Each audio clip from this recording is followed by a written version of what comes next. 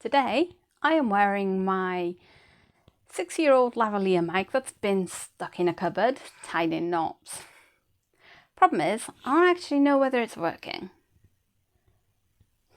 Hi, I'm Shan, and I'm doing 100 videos in 100 days to see if I can actually get better at this YouTube thing.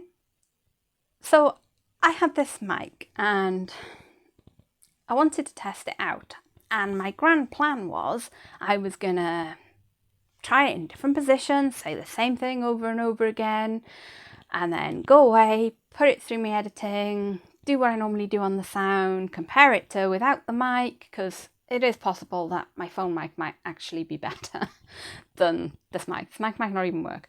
Come back and then present the video telling you what I found and editing those bits. Would have been great. Wonderful. But unfortunately, my laptop is currently pretending to be a paperweight and I can't edit.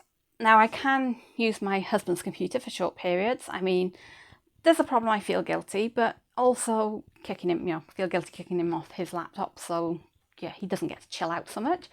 But also, he doesn't have an ergonomic setup, and I can't afford to work for long periods without a decent ergonomic setup. It's going to cause a lot of pain. And, part of the point of doing this is that I can find a sustainable way to work for me. So, probably hurting myself this early in the process, not a good plan. So instead, what I've decided to do is, for the next few videos as I record, just to try the mic in different positions. Once I get down and I'm able to edit it, do what I normally do to the sound to hopefully improve it a little bit, then I'll get an idea of whether it worked.